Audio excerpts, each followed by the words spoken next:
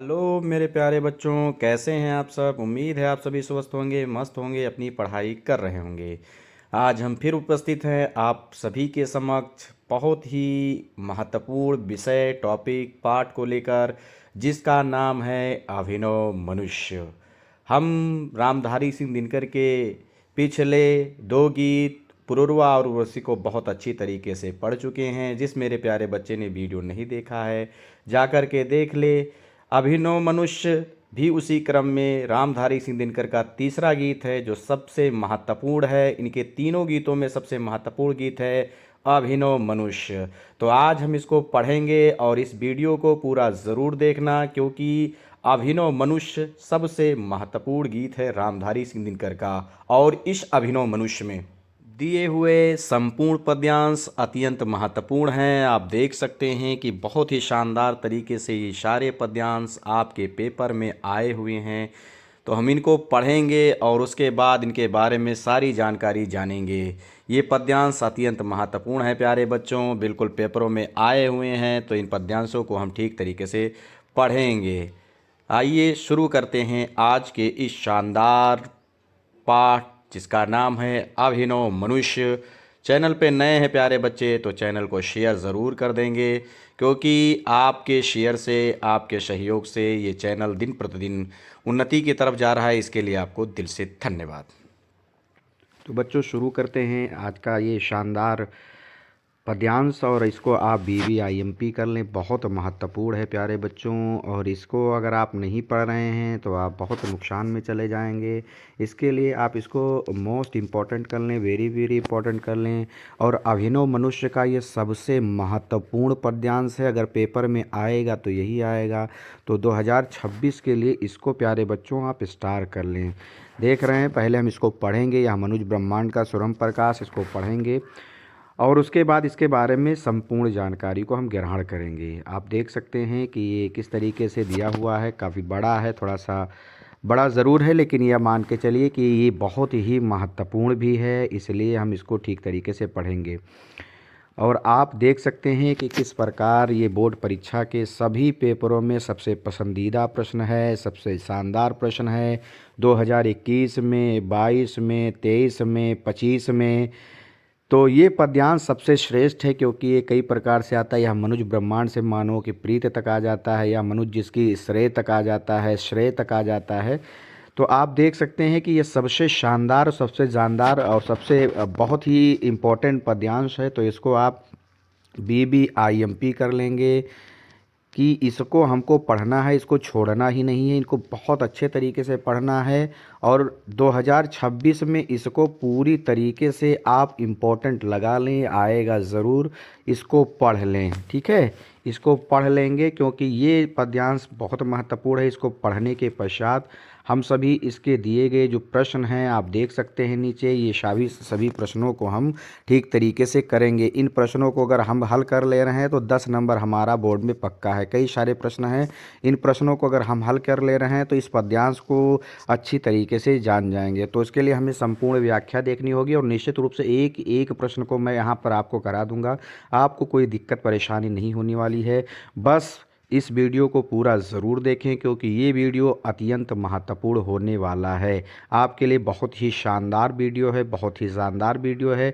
इसलिए इस वीडियो को पूरा ज़रूर देखें और दोस्तों में भी शेयर करने का काम करें। तो आइए शुरू करते हैं शानदार और सबसे महत्वपूर्ण पाठ, जिसका नाम है अभिनव मनुष्य। उसका हम पहला पद्यांश देखते हैं बच्चों। तो आइए बच्चों, पहले मैं एक एक शब्द आपको सरल व्याख्या बताता हूँ, उसके बाद मैं आपको इस पूरे पद्यांश को ठीक तरीके से पढ़कर और इसका प्रसंग, इसकी व्याख्या, सारी चीज़ें बताऊँगा। तो आइए शुरू करते हैं इस शानदार पद्यांश को। मैं एक बार पढ़ता हूँ, उसके बाद इसकी व्याख्या करता हूँ। यह मनुज ब्रह्मांड का सबसे सुरम्य प्रकाश, कुछ छिपा नहीं सकते जिससे भूमि आकाश। या मनुज जिसकी शिखा उद्दाम, कर रहे जिसको चराचर भक्ति युक्त प्रणाम। यह मनुज जो श्रेष्ठ का सिंगार, ज्ञान विज्ञान आलोक का आगार। व्योम से पाताल तक सब कुछ इसे है गे। पर ना यह परिचय मनुज का, ना उसका श्रेय। श्रेय उसका बुद्धि पर चैतन्य और की जीत। श्रेय मानव की असीमित मानवों से प्रीत। एक नर जो दूसरे के बीच का व्यवधान तोड़ दे, जो वही बस ज्ञानी वही विद्वान, और मानव भी वही। तो बात आ रही समझ में? इसको पढ़ेंगे, उसके बाद इसके सभी प्रश्नों को भी हम ठीक तरीके से करेंगे। तो आइए एक एक शब्द की मैं सरल व्याख्या आपको बता दे रहा हूँ, ध्यानपूर्वक आप सभी सुनेंगे। यह मनुज, यह मनुज मतलब यह मनुज जहाँ जहाँ भी आएगा हम अभिनव मनुष्य कर लेंगे। अभिनव मनुष्य की बात इसमें हो रही है तो अभिनव मनुष्य कर लेंगे। ब्रह्मांड, ब्रह्मांड ऐसे रहेगा, इसमें कोई परिवर्तन नहीं करना है। या संसार का कर सकते हैं, संसार का सबसे ऐसे ही रहेगा, सबसे ऐसे ही रहेगा। सुरम्य, सुरम्य मतलब सुंदर, सुंदर, सुंदर। प्रकाश ऐसे ही रहेगा, प्रकाश आपका ऐसे ही रहेगा। लेकिन इसका दोनों का एक हम लिख लेंगे, सबसे सुंदर रचना, अर्थात सबसे सुंदर रचना। तो सुंदर प्रकाश अर्थात सबसे सुंदर रचना है, अर्थात सबसे सुंदर रचना है। आइए कुछ मतलब कोई भी रहस्य, कुछ को लिख लेंगे कोई भी रहस्य, रहस्य। छिपा ऐसे रहेगा, छिपा। सकते ना तो नहीं सकते हैं, नहीं सकते हैं, नहीं सकते हैं। जिससे, जिससे मतलब ये अभिनव मनुष्य की बात आई है तो यहाँ लिख लेंगे जिस अभिनव मनुष्य से, जिस अभिनव मनुष्य से। भूमि, भूमि। या का कर लेना और, या को और कर लेना और आकाश, ऐसे ही रहेगा। ठीक है, बात आ रही समझ में सभी को? यह मनुज, तो यह अभिनव मनुष्य, यह अभिनव मनुष्य। जिसकी ऐसे रहेगा, जिसकी ऐसे रहेगी। शिखा मतलब होता है प्यारे बच्चों, वैसे तो कई अर्थ है इसका। शिखा मतलब ज्वाला भी होता है, रेखा भी होती है, लेकिन यहाँ शिखा का जो हम अर्थ लिखेंगे, शिखा का अर्थ बुद्धि भी होता है, तो बुद्धि लिख लेंगे। ठीक है, बुद्धि लिख लेंगे। उद्दाम, उद्दाम मतलब अत्यधिक तीव्र, अत्यधिक तीव्र। प्रबल भी होता है, लेकिन यहाँ हम लिखेंगे अत्यधिक तीव्र है। ठीक है, यहाँ तक सभी को बात समझ में आई? यहाँ तक सभी को बात समझ में आई? आइए आगे बढ़ते हैं। आगे कहा कर रहे, कर रहे ऐसे रहेगा, कर रहे। जिसको, जिस अभिनव मनुष्य को, जिस अभिनव मनुष्य को। ठीक है, चराचर, चराचर का लिख लेंगे जड़ और चेतन, और एक अर्थ इसका हो जाएगा सजीव और निर्जीव, सजीव और निर्जीव। ठीक है, तो जड़ चेतन अर्थात सजीव और निर्जीव। भक्तियुक्त, भक्तिपूर्वक, भक्तियुक्त का हो जाएगा भक्तिपूर्वक। प्रणाम ऐसे ही रहेगा, प्रणाम, नमस्कार, नमस्ते जो आप कहते हैं, तो प्रणाम ही अच्छा शब्द है, तो प्रणाम करके हम व्याख्या कर लेंगे। यह मनुज, यह अभिनव मनुष्य, यह मनुज, यह अभिनव मनुष्य। सृष्टि, सृष्टि मतलब, सृष्टि मतलब संसार, संसार। यह सृष्टि कह के ही हम व्याख्या कर लेंगे, व्याख्या कर लेंगे। का श्रृंगार, श्रृंगार मतलब शोभा या सुंदरता, शोभा या सुंदरता है। ज्ञान ऐसे रहेगा, कोई परिवर्तन नहीं है। विज्ञान ऐसे ही रहेगा। आलोक, आलोक मतलब प्रकाश होता है, प्रकाश, प्रकाश। का आगार, आगार माने भंडार है, भंडार है। ठीक है, व्योम, व्योम माने आकाश से, आकाश से। पाताल आप सब जानते हैं, पाताल, पाताल, आकाश से पाताल तक ऐसे रहेगा। सब कुछ, सब कुछ। इसे, इसे मतलब इस अभिनव मनुष्य को, इस अभिनव मनुष्य को। गे मतलब ज्ञात है, गे मतलब ज्ञात है, ज्ञात है। पर मतलब लेकिन, पर मतलब लेकिन। यह न, यह नहीं है, यह न, यह नहीं है। परिचय मतलब पहचान या परिचय करके ही हम व्याख्या कर लेंगे। मनुज मतलब अभिनव मनुष्य, अभिनव मनुष्य का, अभिनव मनुष्य का। यह ना और ना यही, और ना ही, और ना या यही। उसकी, अभिनव मनुष्य की, उसकी, उसका अभिनव मनुष्य की, अभिनव मनुष्य की। श्रेय मतलब महानता, श्रेय जहाँ जहाँ आएगा हम महानता लिखेंगे प्यारे बच्चों, ठीक है। आगे कहा गया है श्रेय महानता, महानता, तो क्या लिख लेंगे, उसकी महानता, उसकी महानता। मानव मतलब मनुष्यों, मनुष्यों से। असीमित मतलब निस्सीम या असीमित कह के ही या असंख्य कह के ही हम व्याख्या कर लेंगे। मानव मतलब मनुष्यों, मनुष्यों से मतलब से ऐसे रहेगा। प्रीत मतलब प्रेम करने में अर्थात अच्छा व्यवहार करने में है, प्रेम करने में अर्थात अच्छा व्यवहार करने में है, ठीक है। आइए, एक मनुष्य, एक ऐसे रहेगा नर माने मनुष्य, मनुष्य। दूसरे ऐसे ही रहेगा इसमें, बीच, बीच ऐसे रहेगा या मध्य कह सकते हैं, तो इतने का हो जाएगा एक दूसरे मनुष्य के मध्य, एक दूसरे मनुष्य के मध्य। उत्पन्न, उत्पन्न। व्यवधान मतलब बाधा, दूरी, प्रतिबंध, कुछ भी आप लिख सकते हैं। व्यवधान, दूरी, बाधा, प्रतिबंध, तो हम यहाँ कर लेंगे दूरी, उत्पन्न दूरी को, उत्पन्न दूरी को। तोड़ दे, मिटा दे, मिटा दे। जो मतलब जो मनुष्य, जो, जो। बस, बस ऐसे रहेगा। वही ज्ञानी, वही ज्ञानी। वही विद्वान, वही विद्वान। और मानो भी वही, और मानो भी वही। तो बात आ रही सभी को समझ में। तो इस तरीके से हमने सभी सरल अर्थ देख लिया है प्यारे बच्चों। अब हम क्या करेंगे, मैं आपको इसका प्रसंग पूरी तरीके से बताऊंगा। प्रसंग हम जान लेते हैं ठीक तरीके से, इसमें क्या बात कही गई है। तो इसका पहले हम प्रसंग जान लेते हैं, उसके बाद में मैं इसकी व्याख्या करूंगा और थोड़ा सा मैं इसके बारे में बता देता हूं कि इसमें रामधारी सिंह दिनकर जी क्या कह रहे हैं, उसको थोड़ा सा आप समझ लीजिए।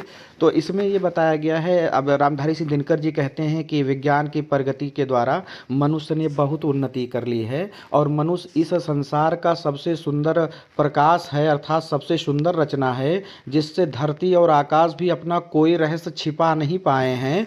और यह वही मनुष्य है जिसकी बुद्धि अत्यंत तीव्र है, अत्यंत तीव्र है, जिसकी बुद्धि को देखकर, जिसके ज्ञान को देखकर सजीव और निर्जीव सभी इसे भक्ति को प्रणाम कर रहे हैं। और यह मनुष्य इस सृष्टि का इस सृष्टि की सुंदरता है, इस सृष्टि का शोभा है।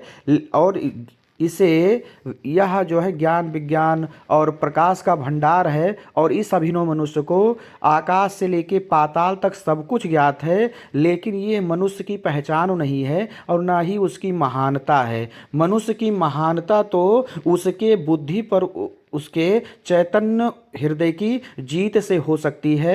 और उसकी महानता असीमित, उसकी महानता मानवों से असीमित प्रेम करने में अर्थात अच्छा व्यवहार करने में ही है। और एक और दूसरे मनुष्य के बीच में उत्पन्न दूरी को जो समाप्त कर दे, वही ज्ञानी, वही विद्वान और मानव भी वही है। तो इसमें यही बात कही गई है पूरा, ठीक है। तो आइए पहले हम इसका प्रसंग लिखते हैं और उसके बाद में हम इसकी व्याख्या शुरू करेंगे, ठीक है। आइए इसका पहले प्रसंग लिखते हैं। तो आप प्रसंग हेडिंग डालेंगे, प्रसंग हेडिंग डालेंगे और डैश करके लिखेंगे बच्चों, ठीक है। प्रसंग हेडिंग डालेंगे और डैश करके लिखेंगे। प्रस्तुत पद्यांश में कवि रामधारी सिंह दिनकर ने मनुष्य की महानता का वर्णन किया है, जिसमें वह कहते हैं कि मनुष्य ने आकाश से पाताल तक सब कुछ जान लिया है, लेकिन ये मनुष्य की महानता नहीं है। मनुष्य की महानता तो असीमित मानवों को स्वयं का परिवार समझने में है। इतनी बात आप प्रसंग में लिख देंगे, ठीक है। प्रसंग आपका पूरा हो जाएगा और अब आप व्याख्या हेडिंग डालेंगे, क्योंकि व्याख्या तो हमें पूरे की करनी है। तो पूरे की करेंगे तभी हम प्रश्नों को ठीक तरीके से देख पाएंगे। तो पहले पूरे की व्याख्या हम करेंगे, आप ध्यानपूर्वक सुनेंगे, क्योंकि पद्यांश बहुत बड़ा है तो मैं दो दो लाइन करके आपको व्याख्या समझा रहा हूँ, ध्यानपूर्वक आप सुनेंगे, ठीक है। तो व्याख्या हेडिंग डालेंगे सभी प्यारे बच्चे।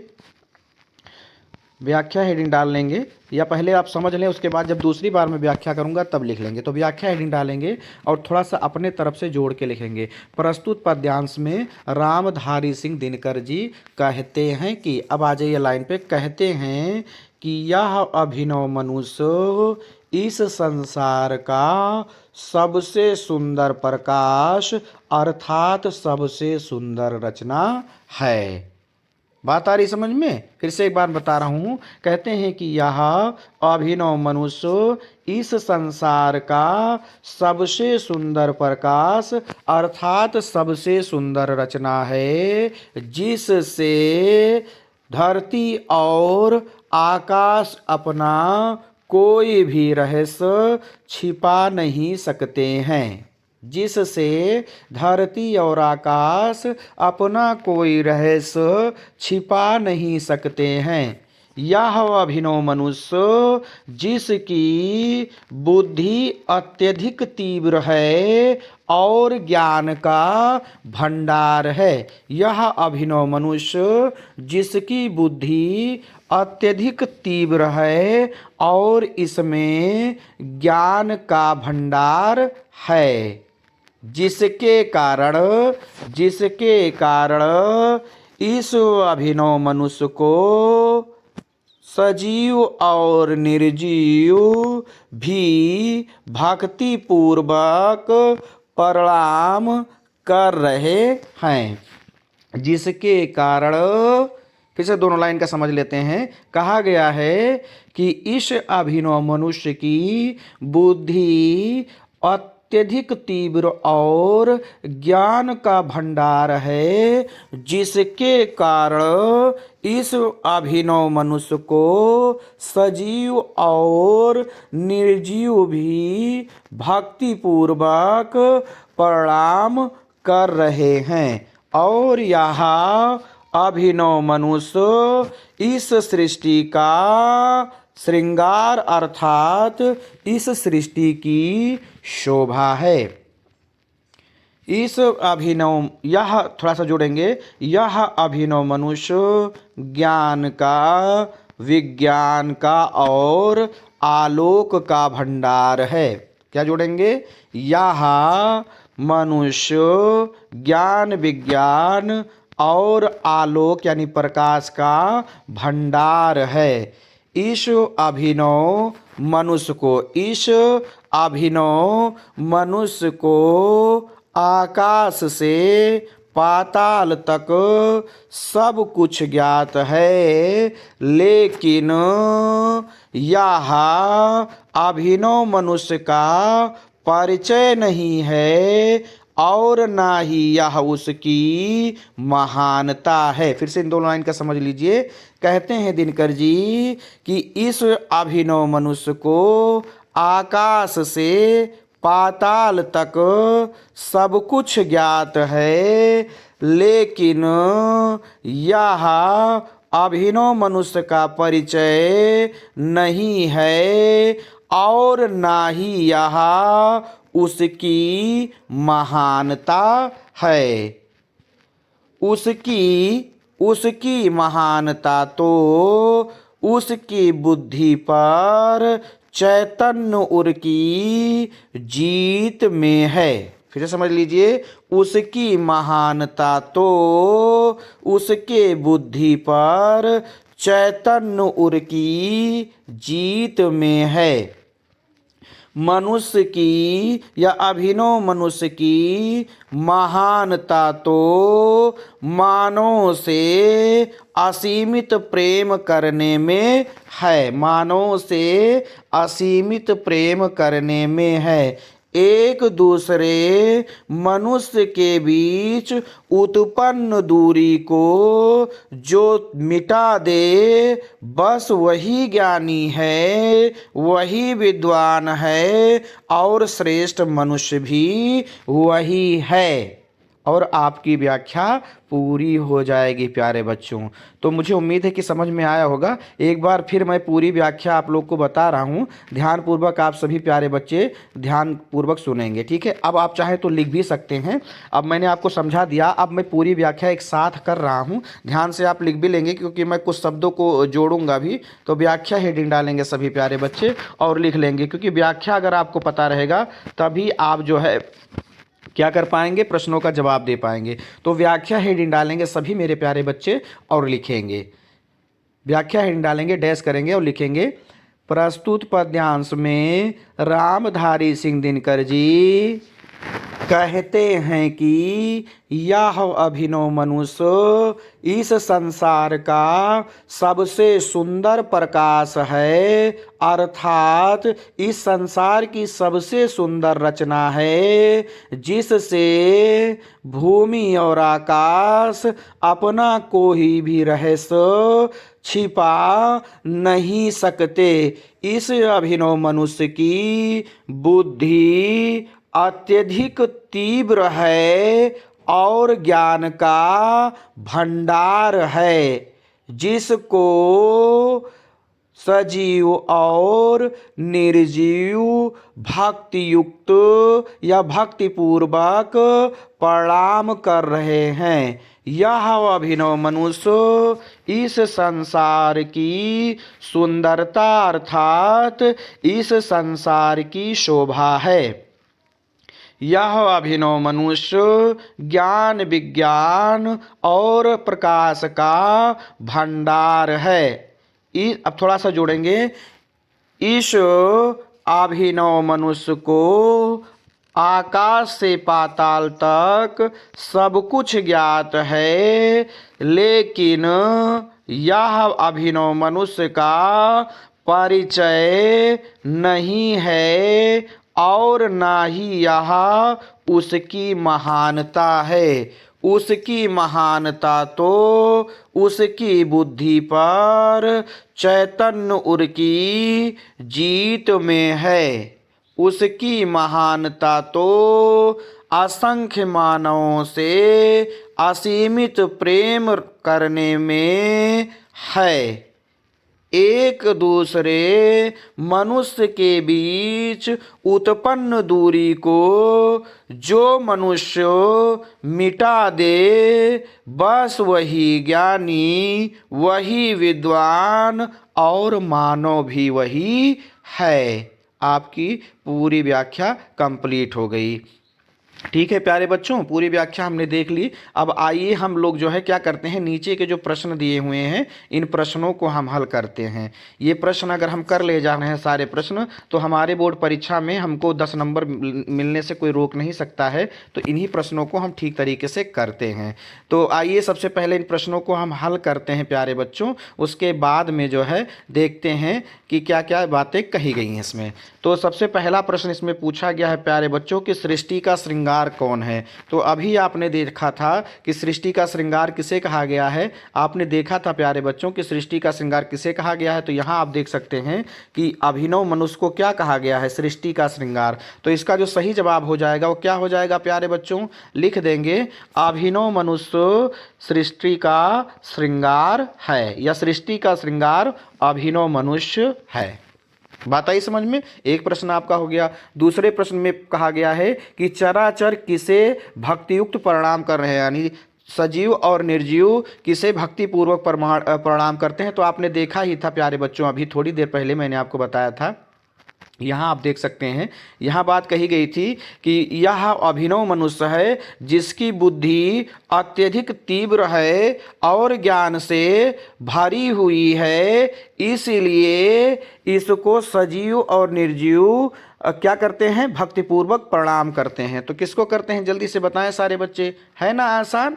हाँ, आसान है कि नहीं ये बताइए, किसको करते हैं? तो आप लिखेंगे चराचर चराचर अभिनव मनुष्य को भक्ति पूर्वक प्रणाम करते हैं। तो बात आई समझ में सभी को? बात आ रही कि नहीं? आगे पूछा गया तीसरा प्रश्न कि ज्ञान विज्ञान के आलोक का आगार कौन है, यानी ज्ञान विज्ञान के प्रकाश का भंडार कौन है। तो अभी आपने थोड़ी देर पहले ही देखा था, आप देख सकते हैं इसमें क्या कहा गया है कि क्या है, ज्ञान विज्ञान और आलोक का आगार है। तो जब मैंने इसकी व्याख्या की थी तो मैंने कहा था कि यह अभिनव मनुष्य ज्ञान विज्ञान और प्रकाश का भंडार है, भंडार है। तो इसमें भी इसका जवाब क्या हो जाएगा प्यारे बच्चों, जल्दी से बताओ, सभी प्यारे बच्चे बताएं कि ज्ञान विज्ञान और आलोक का भंडार अभिनव मनुष्य है, अभिनव मनुष्य है। तो इतना बात आई समझ में सभी को। अब रेखांकित अंश का भावार्थ लिखना है। देखो रेखांकित अंश का भावार्थ लिखना है, यानी जो चीज़ रेखा में रेखांकित की हुई है, आप देख सकते हैं रेखांकित की हुई, ये यहाँ से रेखांकित किया हुआ है, व्योम से पाताल तक सब कुछ ऐसे गए, इसका श्रेय यहाँ तक जो है व्याख्या करना है हम लोग को। तो हम सभी जानते हैं कि व्याख्या करने से पहले हमें क्या करना होता है, पहले के दो शब्द हम लिख लेते हैं, उसके बाद अंतिम के। तो व्योम से पाताल लिखेंगे, डैश डैश करेंगे और ना उसका श्रेय लिख देंगे, ना उसका श्रेय लिखेंगे, फिर नीचे व्याख्या हेडिंग डालेंगे और लिखेंगे, व्याख्या हेडिंग डालेंगे और लिखेंगे। सभी बच्चे लिख भी लेंगे क्योंकि आपको बोर्ड में ये लिखना है बच्चा, तो आप सभी लोग लिख लें। व्याख्या हेडिंग डालेंगे और लिखेंगे, प्रस्तुत पद्यांश में रामधारी सिंह दिनकर जी कहते हैं कि इस अभिनव मनुष्य को आकाश से पाताल तक सब कुछ ज्ञात है, लेकिन यह अभिनव मनुष्य का परिचय नहीं है और ना ही उसकी महानता है। अब थोड़ा सा जोड़ देंगे क्योंकि अभी व्याख्या आपकी पूरी नहीं हुई है, थोड़ा सा जोड़ देंगे कि अभिनव मनुष्य की महानता तो उसके बुद्धि पर, उसके चैतन्य उर के जीत और इस धरती के मानवों से असीमित प्रेम करने अर्थात उनको अपना परिवार समझने में है। ठीक है, इतना व्याख्या आप लिख देंगे तो आपकी व्याख्या पूरी हो जाएगी। एक बार फिर से देख लीजिए, व्याख्या आप हेडिंग डालेंगे, देख लीजिए आपने कैसे सही लिखा है कि नहीं लिखा। व्याख्या हेडिंग डालेंगे और लिखेंगे, प्रस्तुत पद्यांश में प्रस्तुत अंश में रामधारी सिंह दिनकर जी कहते हैं कि इस अभिनव मनुष्य ने या इस अभिनव मनुष्य को आकाश से पाताल तक सब कुछ ज्ञात है, लेकिन यह अभिनव मनुष्य का परिचय नहीं है और ना ही उसकी महानता है। अभिनव मनुष्य की महानता तो उसके बुद्धि पर, उसके चैतन्य उर की जीत और इस धरती के मनुष्यों से असीमित प्रेम करने अर्थात उनको अपना परिवार समझने में है। और आपकी व्याख्या पूरी हो जाएगी और आपको इस प्रकार 2 नंबर और मिल जाएगा। तो आप देख रहे हैं कितनी आसानी से हम इस पूरे पद्यांश को कर रहे हैं और ये बहुत महत्वपूर्ण पद्यांश है। तो भावार्थ हो गया तो आपको 2 नंबर मिल जाएगा। अब पूछा गया कविता का शीर्षक और कवि का नाम, तो बताइए कविता के शीर्षक का क्या नाम है। तो अभिनव मनुष्य में कितनी देर से बता रहा हूँ ना, तो आप शीर्षक लिखेंगे और लिख देंगे अभिनव मनुष्य और ब्रैकेट में लिख देंगे कुरुक्षेत्र, कुरुक्षेत्र से लिया गया है। उसके बाद आप कवि का नाम डालेंगे, उसके जस्ट नीचे कवि का नाम लिखेंगे और लिख देंगे रामधारी सिंह दिनकर। ठीक है, तो इस प्रकार आपका ये जो प्रश्न है ये पूरा हो जाएगा। आगे कहा गया है कि आकाश और पृथ्वी का कोई तत्व किससे अज्ञात नहीं रह सका, यानी कौन ऐसा है जिसने आकाश से पृथ्वी के सभी तत्वों के बारे में जान लिया है। तो किससे भाई, तो इसका भी जवाब हो जाएगा, आप लिख लीजिए आकाश और पृथ्वी का कोई भी तत्व अभिनव मनुष्य से अज्ञात नहीं रह सका है। तो इसका भी यही जवाब हो जाएगा। आगे कहा गया है कि सभी जड़ और चेतन, वही बात की गई है, चराचर की बात इसमें की गई है, यानी वो प्रश्न घुमा के पूछा गया है, जड़ और चेतन पदार्थ किस कारण मनुष्य को प्रणाम करते हैं। तो बताइए किस कारण प्रणाम करते हैं।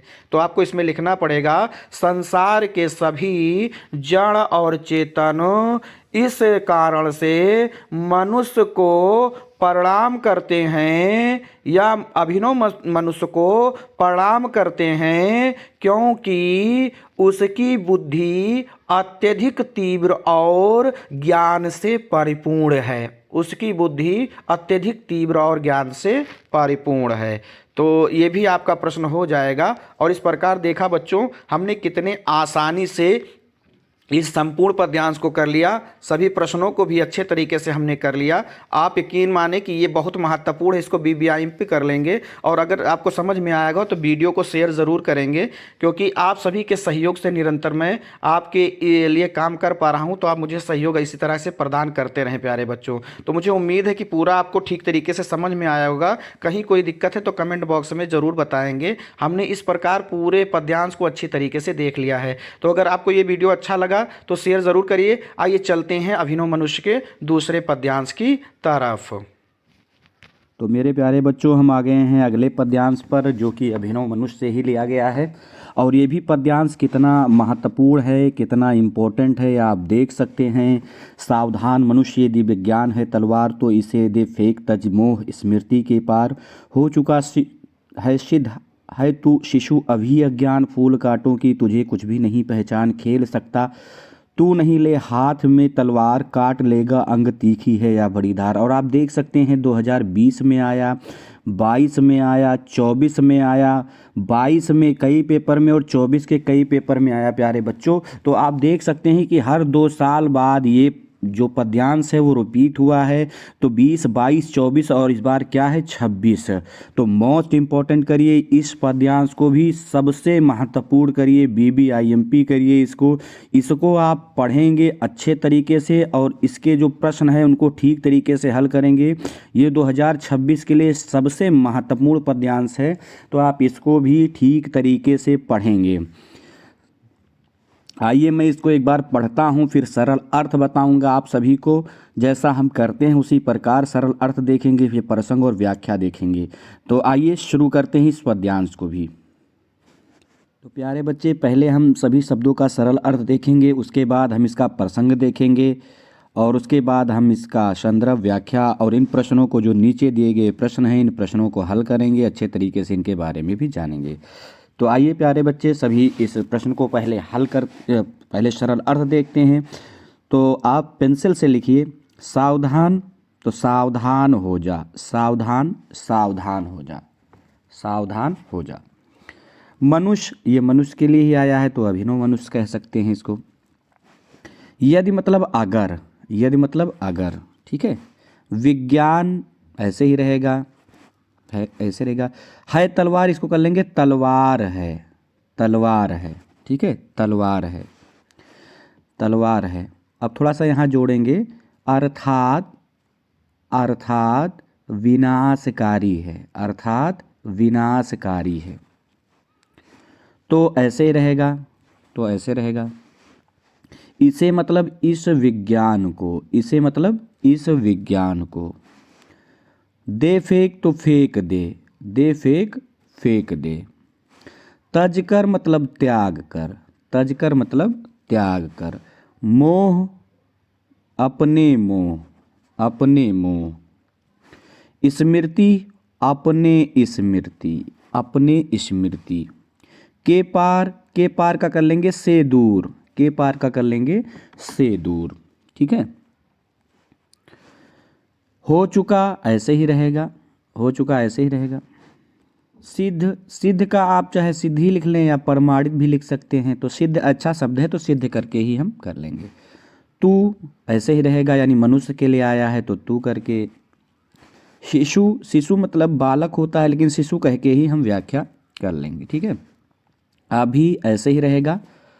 अज्ञान, अज्ञान को अज्ञानी कर लेंगे, अज्ञान को अज्ञानी कर लेंगे, ठीक है प्यारे बच्चों। आइए फूल काटो, अब ये फूल काटो तो एक बार हम ऐसे करके व्याख्या करेंगे, फूल और काटो। लेकिन यहाँ फूल का जो अर्थ है वो लाभ से है और काटो का अर्थ है हानि से। तो इसको फूल और काटो भी कहेंगे और साथ में कहेंगे अर्थात विज्ञान के लाभ और हानि की, इतना लिख लेंगे। विज्ञान के लाभ और हानि की, इतना लिख लेंगे, ठीक है, हानि की। तुझे मनुष्य के लिए आया है तो तुझे ही रहेगा। कुछ भी ऐसे रहेगा। नहीं पहचान तो इसको कर लेंगे पहचान नहीं है, पहचान नहीं है। आइए आगे बढ़ते हैं। खेल सकता, खेल सकता का एक अर्थ तो यही रहेगा कि खेल सकता है, और एक अर्थ रहेगा प्रयोग, प्रयोग कर सकता, और आगे नहीं लगा हुआ है तो प्रयोग नहीं कर सकता। ठीक है। ले मतलब लेकर, ले मतलब लेकर। हाथ में ऐसे ही रहेगा, हाथ में ऐसे रहेगा।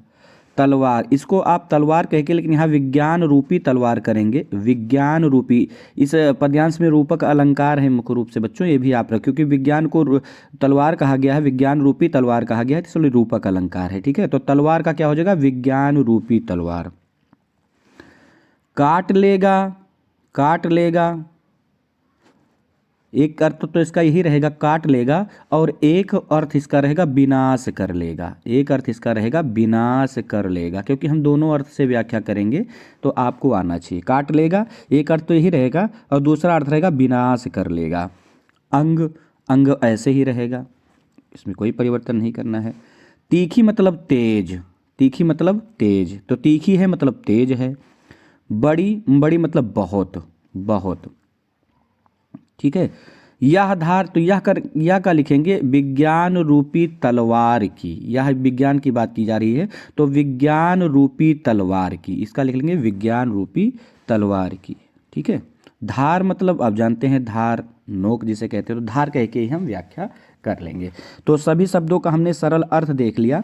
अब थोड़ा सा इसके बारे में जान लेते हैं, प्रसंग जान लेते हैं प्यारे बच्चों, इसमें कहा क्या गया है तो आप समझ लीजिए। पहले इसकी थोड़ी सी मैं कथा बता देता हूँ। यानी आजकल देखिए विज्ञान के का अत्यधिक प्रयोग हो रहा था, जिससे कवि रामधारी सिंह दिनकर बहुत चिंतित हैं कि विज्ञान के तरक्की से, विज्ञान की प्रगति से मनुष्य बहुत आगे तो जा रहा है, लेकिन आगे जाने के साथ साथ उसमें जो दया का भाव है, जो करुणा का भाव है, जो परोपकार का भाव, वो सब समाप्त हो रहा है।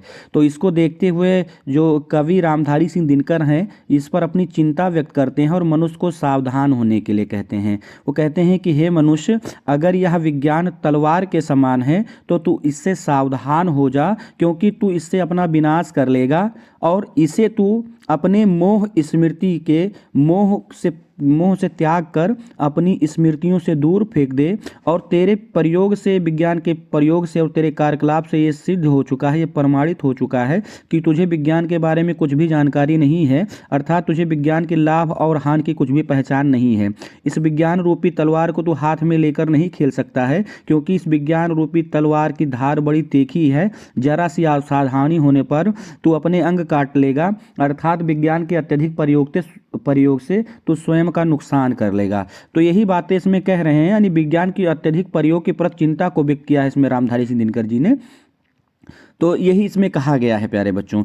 अब हम इसका प्रसंग सबसे पहले लिखेंगे। प्रसंग सभी प्यारे बच्चे लिखेंगे। प्रसंग में ये बात बताई जाती है प्यारे बच्चे कि प्रसंग में जो उस पद्यांश का पूरा निचोड़ होता है वो हमको लिखना होता है। तो प्रसंग हेडिंग डालेंगे सभी प्यारे बच्चे और लिखेंगे, डैश करेंगे और लिखेंगे प्रस्तुत पद्यांश में कवि रामधारी सिंह दिनकर जी विज्ञान के अत्यधिक प्रयोग के प्रति अपनी चिंता को व्यक्त करते हुए मनुष्यों को विज्ञान के अधिक प्रयोग के प्रति सावधान कर रहे हैं। ठीक है, सावधान कर रहे हैं। और ये आपका प्रसंग पूरा हो जाएगा प्यारे बच्चे।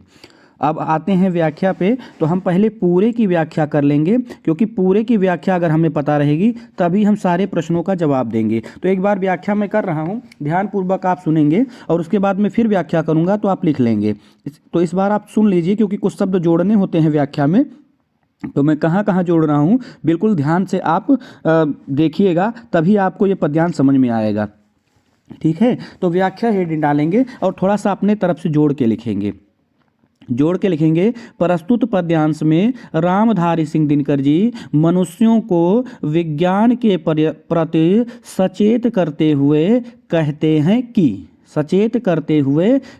हैं कि हे मनुष्य, अगर विज्ञान तलवार है, अब थोड़ा सा जोड़ेंगे, तलवार है अर्थात तेरे लिए विनाशकारी है, तो तू इससे सावधान हो जा। फिर से समझिए, फिर से समझिए इस लाइन का।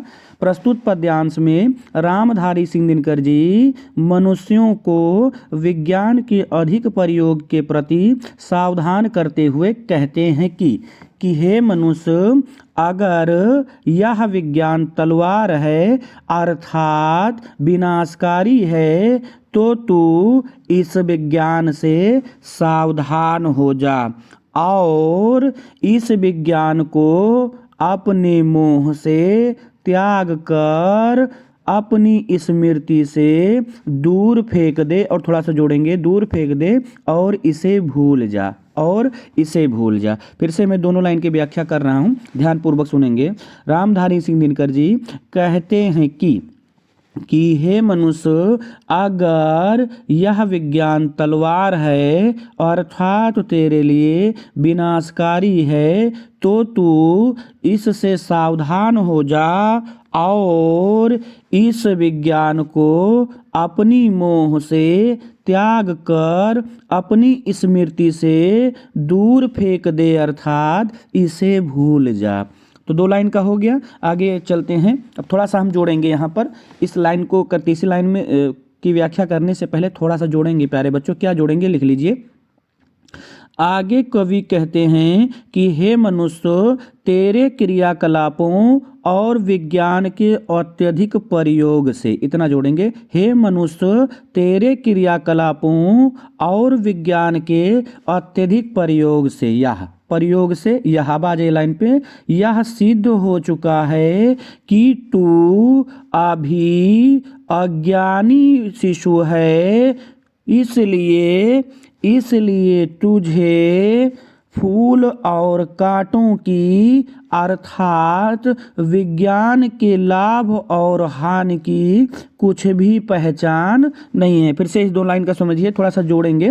क्या जोड़ेंगे, आगे को भी कहते हैं कि हे मनुष्य, तेरे क्रियाकलापों और विज्ञान के अत्यधिक प्रयोग से यह सिद्ध हो चुका है कि तू अभी अज्ञानी शिशु है और तुझे फूल और कांटों अर्थात विज्ञान के लाभ और हानि की कुछ भी पहचान नहीं है। तो 4 लाइन हो गया। आगे चलते हैं। आगे कवि कहते हैं कि हे मनुष्य, तू इस विज्ञान रूपी तलवार को हाथ में लेकर नहीं खेल सकता है, क्योंकि इस विज्ञान रूपी तलवार की धार बहुत तेज है। अब थोड़ा सा जोड़ेंगे, बहुत तेज है, जरा सी असावधानी होने पर, इतना जोड़ेंगे, जरा सी असावधानी होने पर तू अपने अंग को काट लेगा अर्थात विज्ञान के अत्यधिक प्रयोग से तू स्वयं का विनाश कर लेगा। अब थोड़ा सा और जोड़ेंगे प्यारे बच्चों, यहाँ पर विनाश कर लेगा अर्थात जिस प्रकार तलवार के प्रति अज्ञानी व्यक्ति तलवार को नहीं चला सकता और जरा सी असावधानी होने पर वह अपने अंग को काट लेता है, उसी प्रकार विज्ञान के प्रति अज्ञानी व्यक्ति विज्ञान के अधिक प्रयोग से स्वयं का विनाश कर लेता है। इसलिए तू इस विज्ञान रूपी तलवार से सावधान हो जा। इतना लिखेंगे तो आपकी पूरी व्याख्या हो जाएगी।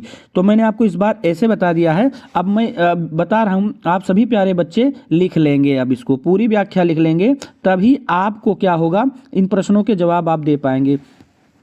तो व्याख्या हेडिंग डालेंगे सभी प्यारे बच्चे और लिखेंगे, ठीक है।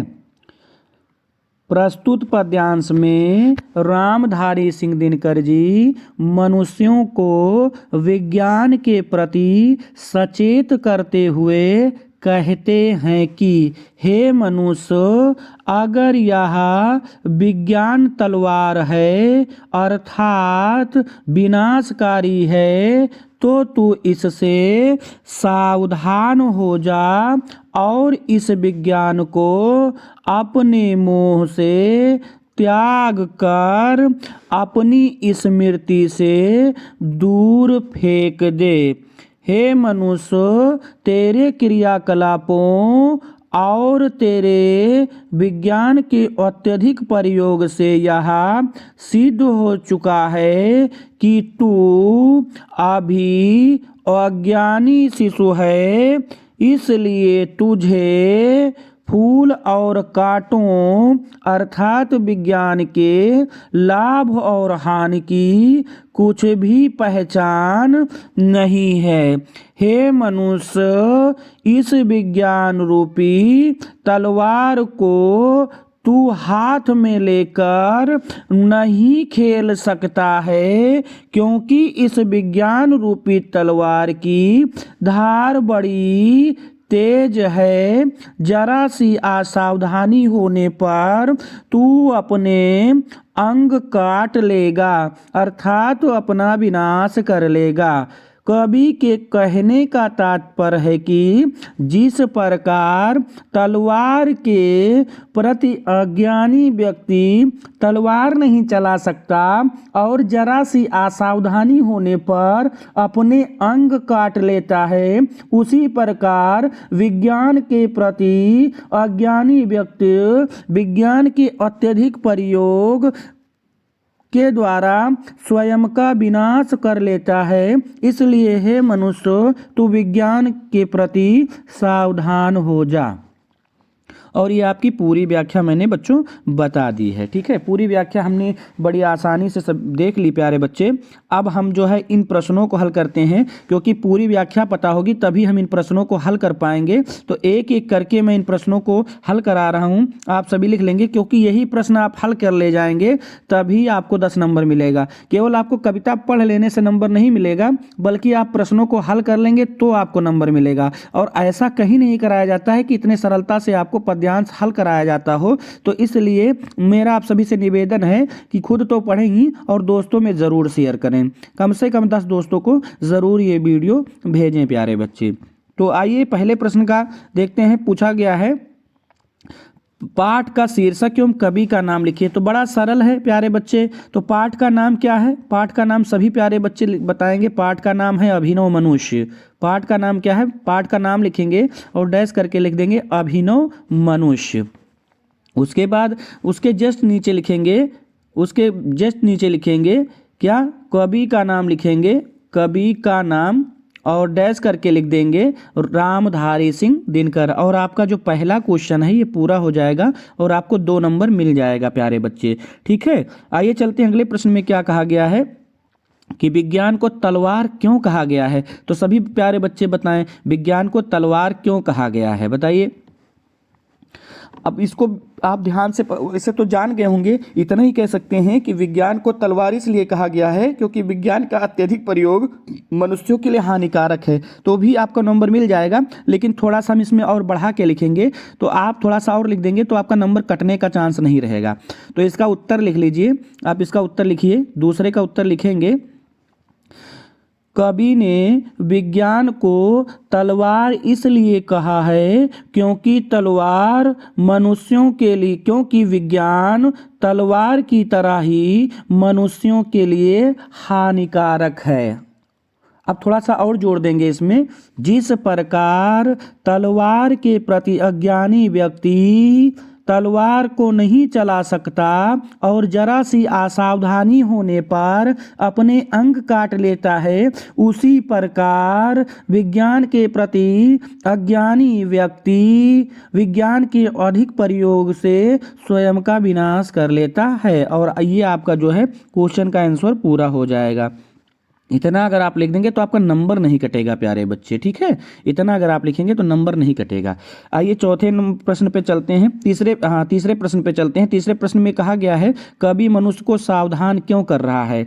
वहाँ यहाँ होना चाहिए कवि मनुष्य को विज्ञान से सावधान क्यों कर रहा है, लेकिन आप उतना मान लीजिए कि विज्ञान से ही सावधान किया जा रहा है। तो इसमें लिखेंगे इसका उत्तर सभी प्यारे बच्चे कि कवि मनुष्य को विज्ञान के प्रति इसलिए सावधान कर रहा है क्योंकि विज्ञान तलवार के समान ही हानिकारक है। इतना लिख देंगे और आपका जो है ये उत्तर भी पूरा हो जाएगा, तो आपको 2 नंबर मिल जाएगा। तो 3 प्रश्न हमने कर लिए प्यारे बच्चे। चौथे पे चलते हैं। पूछा गया है कि पूरे पद में कौन सा अलंकार है।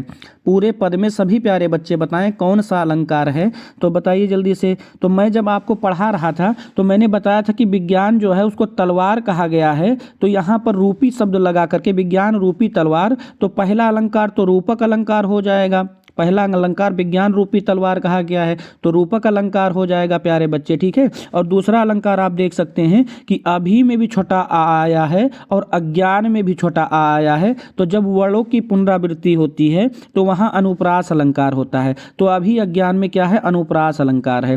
तो रूपक अलंकार पहला अलंकार है और दूसरा अलंकार क्या है बेटा, दूसरा अलंकार है अनुप्रास अलंकार। तो 2 अलंकार आप लिख देंगे इसमें, ठीक है। बात आ रही सभी को समझ में, 2 अलंकार आप लिख देंगे और ये भी आपको 2 नंबर मिल जाएगा। लिख देंगे पूरे पद में रूपक और अनुप्रास अलंकार है।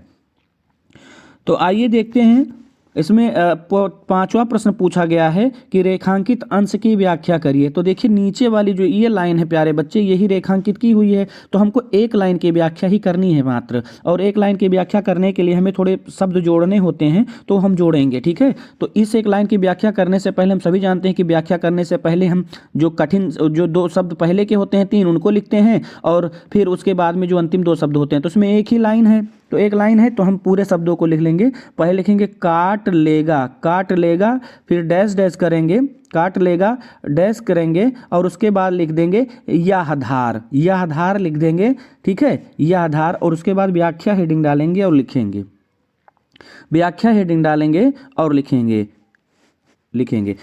प्रस्तुत पंक्ति में या प्रस्तुत अंश में कवि रामधारी सिंह दिनकर जी कहते हैं कि हे मनुष्य, इतना जोड़ना पड़ेगा, हे मनुष्य यह या इस विज्ञान रूपी तलवार की धार बड़ी तेज है, जरा सी असावधानी होने पर तू अपने अंग को काट लेगा अर्थात स्वयं का विनाश कर लेगा। अब आपकी व्याख्या तो पूरी हो गई, लेकिन हम थोड़ा सा और जोड़ देंगे ताकि आपका नंबर ना कटे, ठीक है। फिर से समझ लीजिए, व्याख्या हेडिंग डालेंगे और लिखेंगे प्रस्तुत अंश में रामधारी सिंह दिनकर जी कहते हैं कि हे मनुष्य, इस विज्ञान रूपी तलवार की धार बड़ी तीखी और तेज है, जरा सी असावधानी करने पर तू अपने अंग काट लेगा अर्थात स्वयं का विनाश कर लेगा। कवि का तात्पर्य है कि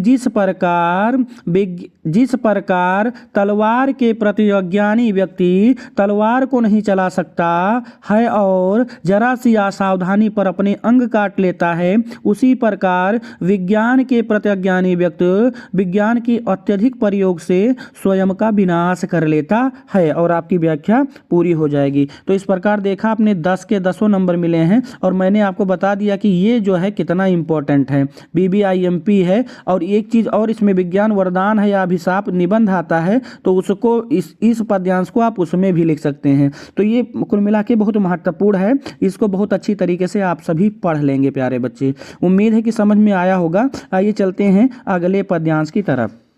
प्यारे बच्चे, हम अगले पद्यांश की तरफ पहुंच गए हैं और ये भी पद्यांश बहुत शानदार, बहुत महत्वपूर्ण है आपके लिए। आप देख सकते हैं कि 2022 के पेपर में, 23 के पेपर में, 2 पेपरों में ये आया हुआ है। तो ये भी पद्यांश बहुत महत्वपूर्ण है, आप इसको इम्पोर्टेंट कर लेंगे। और रामधारी सिंह दिनकर जी ही पूरे तरीके से बहुत इम्पोर्टेंट हैं। तो पूरा रामधारी सिंह दिनकर का, चाहे पुरुरवा हो, उर्वशी हो या अभिनव मनुष्य हो, पुरुरवा और उर्वशी का वीडियो भी डाला हुआ है चैनल पे। तो अगर आपने देखा नहीं है प्यारे बच्चों, तो आप देख सकते हैं जाकर के। तो आइए इस अंतिम पद्यांश को भी, ये अंतिम पद्यांश है, तो इसको भी शुरू करते हैं। पहले हम इसको पढ़ेंगे और पढ़ने के बाद क्या करेंगे, इसके सभी सरल अर्थों को बताएंगे, उसके बाद प्रश्न आपको कराएंगे, प्रश्न हल करेंगे, ठीक है। चलिए, तो सरल अर्थ लिखते हैं प्यारे बच्चे। आज ऐसे ही रहेगा, इसमें कोई परिवर्तन नहीं करना है। कि दुनिया, दुनिया भी ऐसे रहेगा, दुनिया के माने संसार होता है तो दुनिया एक अच्छा शब्द है तो ऐसे रहने देंगे। विचित्र का लिख लीजिए अद्भुत, अद्भुत। नवीन का लिख लीजिए नई, नई। ठीक है। प्रकृत, प्रकृत ऐसे ही रहेगा, इसमें कोई परिवर्तन नहीं करना है। पर ऐसे ही रहेगा, ऐसे रहेगा। सर्वत्र मतलब संपूर्ण लिख लीजिए, सर्वत्र का लिख लीजिए संपूर्ण या सभी जगह है या संपूर्ण। विजयी, विजयी मतलब विजय को प्राप्त करके, विजय को प्राप्त करके। पुरुष, पुरुष अभिनव मनुष्य लिख लेंगे क्योंकि ये पद्यांश पूरा अभिनव मनुष्य पर ही आधारित है, तो पुरुष का लिख लीजिए अभिनव मनुष्य। आसीन मतलब बैठा हुआ है, आसीन मतलब बैठा हुआ है बधे तो बधे हैं, बधे हैं। नर मतलब अभिनव मनुष्य, अभिनव मनुष्य। के करों में तो हाथों में हो जाएगा, करों में मतलब हाथों में। वार, आप जानते हैं वार जल की पर्यायवाची है, पानी लिख लेंगे। विद्युत, विद्युत कह के ही आप या बिजली कह के भी आप व्याख्या कर सकते हैं तो विद्युत ही कर लेंगे। भाप का लिख लीजिए वाष्प, वाष्प। हुक्म, हुक्म मतलब आदेश पर, आदेश पर। चढ़ता, अब चढ़ता का क्या मतलब हो जाएगा, बढ़ता, चढ़ता का मतलब बढ़ता। उतरता मतलब कम होता है तो क्या हो जाएगा, बढ़ता और कम होता है, इतने का लिख लेंगे, बढ़ता और कम होता है। पवन मतलब वायु का, पवन मतलब वायु का। तापमान मतलब, ताप मतलब तापमान, ताप मतलब तापमान। ठीक है नहीं तो है नहीं ऐसे रहेगा, कोई परिवर्तन नहीं है। बाकी का लिख लीजिए शेष, तो क्या हो जाएगा, शेष नहीं है, शेष नहीं है। कहीं का लिख लेंगे कहीं कोई भी, इतना थोड़ा सा बढ़ा लेंगे इसमें, कहीं को लिखेंगे कहीं कोई भी, कहीं कोई भी। व्यवधान मतलब बाधा, व्यवधान मतलब बाधा, व्यवधान मतलब बाधा। लांघ सकता, लांघ सकता मतलब पार कर सकता है, पार कर सकता है। नर मतलब अभिनव मनुष्य, नर मतलब अभिनव मनुष्य। सरित मतलब नदी की पर्यायवाची है, नदी को। गिर मतलब पर्वत को। सिंधु मतलब सागर को। एक समान ये ऐसे रहेगा, इसमें कोई परिवर्तन नहीं करना है।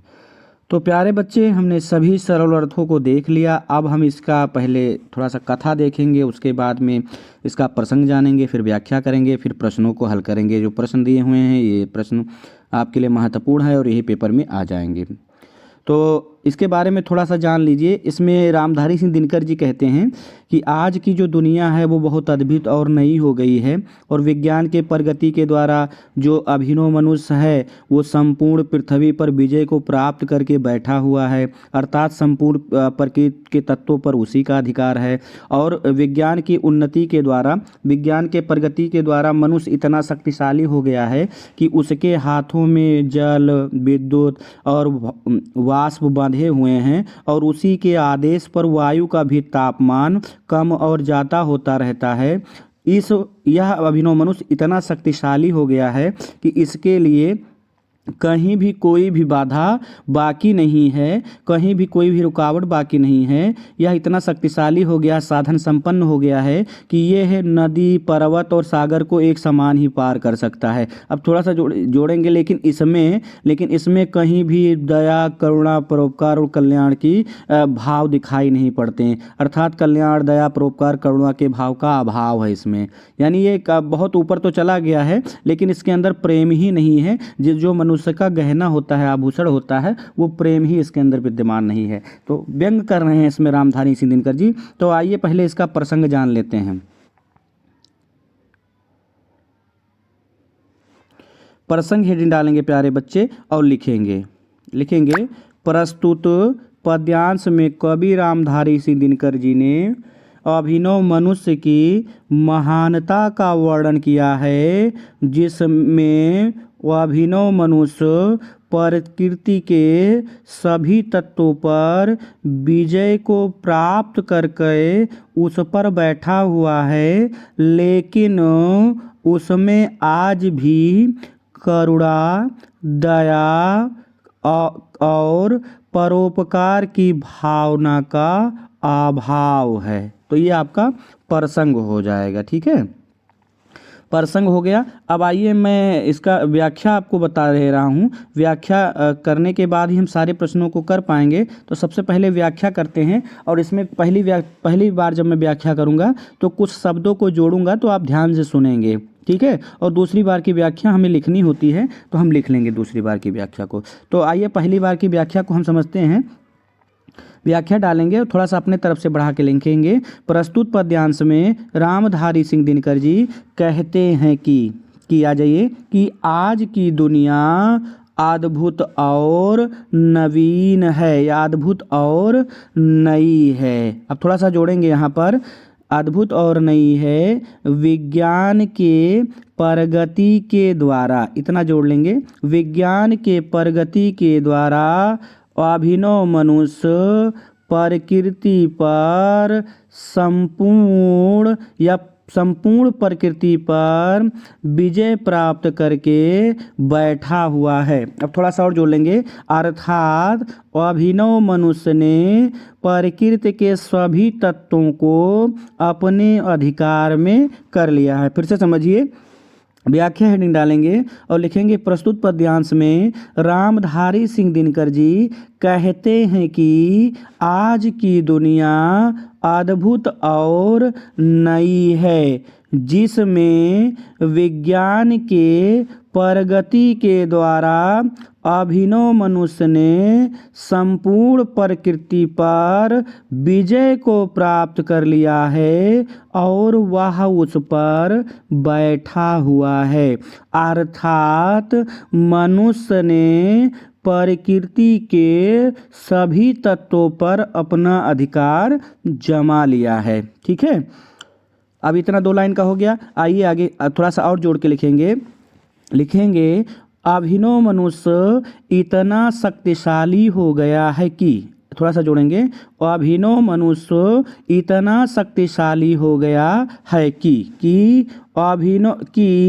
अभिनव मनुष्य के हाथों में जल, विद्युत और वाष्प बंधे हुए हैं, और इसी के आदेश पर वायु का तापमान कम और अधिक होता है। आगे थोड़ा सा जोड़ेंगे, मनुष्य ने विज्ञान से इतनी प्रगति कर ली है कि, थोड़ा सा जोड़ेंगे, मनुष्य ने विज्ञान से इतनी प्रगति कर ली है कि अब मनुष्य के लिए कहीं भी कोई भी बाधा शेष नहीं है। और थोड़ा सा और जोड़ेंगे, मनुष्य इतना साधन संपन्न हो गया है कि, मनुष्य इतना साधन संपन्न हो गया है कि नदी, पर्वत और सागर को एक समान पार कर सकता है, एक समान पार कर सकता है, और आपकी जो व्याख्या है पूरी हो जाएगी। तो एक बार व्याख्या हमने आपको बता दी, फिर से मैं व्याख्या बता रहा हूँ, ध्यानपूर्वक आप सुनेंगे और इस बार की व्याख्या आप लिख भी लेंगे प्यारे बच्चे। ठीक है, इस बार की व्याख्या आप लिख लेंगे, क्योंकि आप व्याख्या लिखे रहेंगे तो आपके लिए आसानी होगी। ठीक है, व्याख्या हेडिंग डालेंगे, डैश करेंगे और लिखेंगे। प्रस्तुत पद्यांश में रामधारी सिंह दिनकर जी कहते हैं कि आज की दुनिया अद्भुत और नई है, जिसमें विज्ञान के प्रगति के द्वारा अभिनव मनुष्य संपूर्ण प्रकृति पर विजय प्राप्त करके बैठा हुआ है। अर्थात प्रकृति के सभी तत्वों पर अभिनव मनुष्य ने अपना अधिकार कर लिया है, अपना नियंत्रण जमा लिया है। अभिनव मनुष्य इतना शक्तिशाली हो गया है कि अभिनव मनुष्य के हाथों में जल, विद्युत और वाष्प बंधे हुए हैं, और इसी के आदेश पर वायु का तापमान कम और अधिक होता है। विज्ञान के प्रगति के द्वारा अभिनव मनुष्य के लिए अब कहीं भी कोई भी बाधा शेष नहीं है। मनुष्य इतना साधन संपन्न हो गया है कि नदी, पर्वत, सागर को एक समान पार कर सकता है। और आपकी व्याख्या पूरी हो जाएगी प्यारे बच्चे। तो हमने व्याख्या लिख ली है। अब हम इन प्रश्नों को ठीक तरीके से हल करेंगे, क्योंकि ये प्रश्न अगर हम हल कर ले जाएंगे तभी आपको नंबर मिलने वाला है। ठीक है, तो आइए, पहला प्रश्न क्या कहता है कि आज मनुष्य ने किस पर विजय प्राप्त कर ली है। तो बताइए किस पर विजय प्राप्त कर ली है, किस पर विजय प्राप्त कर ली है, जल्दी से बताएं सारे बच्चे, किस पर विजय प्राप्त कर ली है। तो आप पहली ही लाइन में देख रहे हैं किस पर विजय प्राप्त कर ली, दूसरी लाइन में प्रकृति पर। तो इतना आपको लिखना पड़ेगा इसका जवाब कि आज के मनुष्य ने संपूर्ण प्रकृति पर विजय प्राप्त कर ली है, और आपको 2 नंबर मिल जाएगा। आगे कहा गया किसके हुक्म पर पवन का ताप चढ़ता और उतरता है। तो कितना आसान है, तो आप देख सकते हैं इस लाइन में कहा गया है, तो यहाँ पर जोड़ा गया था क्या, अभिनव मनुष्य। तो इसको लिख लेंगे आप, अभिनव मनुष्य के हुक्म पर पवन का ताप चढ़ता और उतरता है। तो ये भी आपका पूरा हो जाएगा। ठीक है, अब आइए देखिए, इसमें कहा गया है कहीं भी व्यवधान नहीं बाकी है। इसका क्या अर्थ है, तो इसका अर्थ बताना है। तो आप इसका लिखेंगे प्रस्तुत पंक्ति कहीं भी व्यवधान नहीं बाकी है। इसका अर्थ है कि विज्ञान के प्रगति के द्वारा मनुष्य इतना शक्तिशाली हो गया है कि उसके लिए अब कहीं भी कोई भी व्यवधान बाकी नहीं है। यह मनुष्य नदी, पर्वत और सागर को एक समान पार कर सकता है, और संपूर्ण प्रकृति पर इसी का अधिकार है। इतना लिख देंगे और आपको 2 नंबर मिल जाएगा प्यारे बच्चे। ठीक है, आइए, तो हमने 3 प्रश्न कर लिए हैं, चौथे प्रश्न पे चलते हैं। चौथा प्रश्न कहा गया इसमें कि भावार्थ बताइए। तो भावार्थ का अर्थ ही व्याख्या होता है, चाहे भावार्थ आप कह लें चाहे व्याख्या कह लें। तो यहाँ भावार्थ दिया है, तो भावार्थ लिखने से पहले देखिए 2 लाइन का दिया हुआ है, तो भावार्थ लिखने से पहले जो लाइन जहाँ से शुरू होती है उसके 2 शब्द और उसके बाद लाइन के अंतिम 2 शब्द। तो आज की दुनिया लिख देंगे और उसके बाद पुरुष आसीन लिख देंगे, पुरुष आसीन, और उसके बाद व्याख्या नहीं लिखेंगे क्योंकि यहाँ भावार्थ लिखा है, तो हम लिख देंगे भावार्थ लिखेंगे और डैश करके लिखेंगे। आप लोग भी लिख लीजिए। प्रस्तुत पंक्ति में कवि रामधारी सिंह दिनकर जी कहते हैं कि आज की दुनिया अद्भुत और नवीन है, जिसमें विज्ञान के प्रगति के द्वारा अभिनव मनुष्य संपूर्ण प्रकृति पर विजय प्राप्त करके बैठा हुआ है, अर्थात प्रकृति के सभी तत्वों पर मनुष्य ने अपना अधिकार जमा लिया है। और आपका भावार्थ पूरा हो जाएगा, तो आपको 2 नंबर मिल जाएगा प्यारे बच्चे। ठीक है, अब आगे कहा गया है कविता का शीर्षक एवं कवि का नाम बताइए। तो कितना आसान है ना, कविता का शीर्षक का क्या नाम है भाई, अभिनव मनुष्य नाम है। क्या नाम है, अभिनव मनुष्य।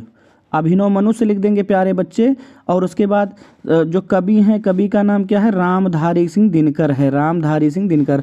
और ये आपके प्रश्न पूरे हो जाएंगे। ठीक है, इससे बनने वाले कुछ प्रश्न और हैं, तो मैं उनको भी आपको बता देता हूँ। एक प्रश्न ये इससे और बन सकता है प्यारे बच्चों कि प्रकृति पर सर्वत्र कौन आसीन है। तो परकित पर सभी जगह कौन बैठा हुआ है, तो इसका हो जाएगा अभिनव मनुष्य आसीन है। ठीक है, अभिनव मनुष्य आप लिख देंगे और उत्तर आपका पूरा हो जाएगा। इसमें एक प्रश्न और पूछा जाता है कि पर्वत, गिरी और सिंधु का अर्थ क्या है। एक प्रश्न और पूछा जाएगा कि जो इसमें दिया हुआ है शब्द सरित, सरित का अर्थ क्या है, तो सरित का अर्थ लिख लीजिए प्यारे बच्चों, नदी होता है। सरित का अर्थ नदी हो जाएगा। और गिरी का जो अर्थ है, गिरी का अर्थ होता है पर्वत। और सिंधु का जो अर्थ होता है, सिंधु का अर्थ होता है सागर। सिंधु का अर्थ होता है सागर। तो ये आप लिख लेंगे। तो इस प्रकार ये क्वेश्चन और बन सकता है कि जो है सरित, गिरी, सिंधु का क्या अर्थ है, तो आप इसको बता देंगे। ठीक है, तो उम्मीद है कि आपको ये भी पूरा पद्यांश ठीक तरीके से समझ में आया होगा। और ये पद्यांश ही नहीं बल्कि ये पूरा चैप्टर आपको बहुत अच्छी तरीके से समझ में आया होगा। और इसी तरीके से आप निश्चित रूप से इसको पढ़ते रहें। और मैं आपसे ये वादा करता हूँ कि 18 फरवरी से पहले आपको मैं पूरा सिलेबस यहाँ पर पढ़ा दूँगा। जो पढ़ाया जा रहा है उस वीडियो को ठीक तरीके से देखें और बच्चों में शेयर करें। आपने पूरा वीडियो देखा, इसके लिए आप सभी का दिल से धन्यवाद। आगे मिलते हैं अगले किसी वीडियो के साथ। तब तक खुश रहिए, स्वस्थ रहिए, मुस्कुराते रहिए और शेयर करिए ताज सर हिंदी वाले गुरुजी को।